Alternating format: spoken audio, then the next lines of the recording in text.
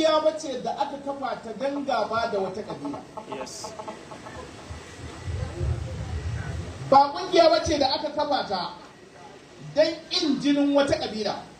A'a, ƙungiya ce da aka kafa ta don mu ɗin muna so mu daraja mai kima yadda kowace ƙabila take da daraja da kima a idan al'ummar duniya.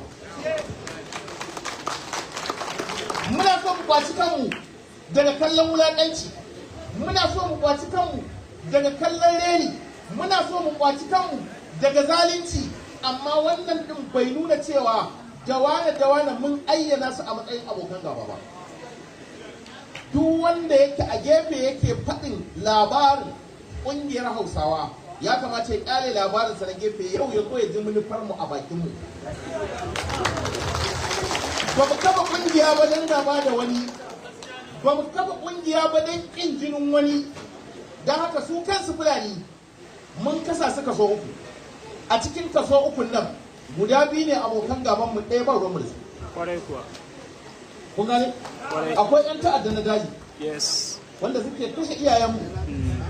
Suna sai da waɗansu daga cikin iyayenmu. Suna farwa matanmu. Suna ƙwatar 'ya'yanmu. Suna karya tattalin arzikinmu. Waɗannan ko shakka babu kowa ya ji. Ba ma son su, ba ma son aikinsu, mun kyamace su, mun kyamace abin da ke.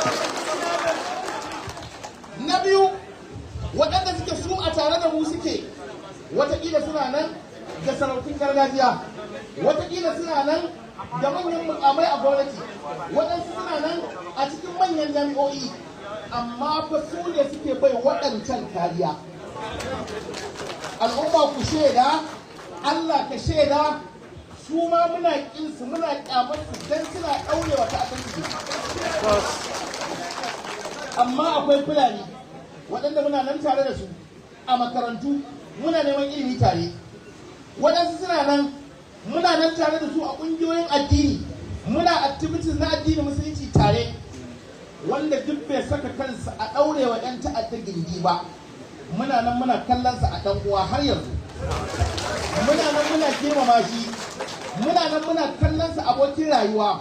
Yana da haƙƙi a kanmu, muna da haƙƙi a kansa. Ba mu da ƙiyayya ko gaba ko kallon rani da irin wannan mafulatar. Don haka a duk lokacin da muka yi itilaƙin kalmar Fulani, to kai da baka yi ta'adda ba baka ɗaure 'yan ta'adda gidi ba, fitar da kanka daga cikin wannan. Abata ba da fahimta. Wallahi ba da fahimta. Har a cikin zuciyarmu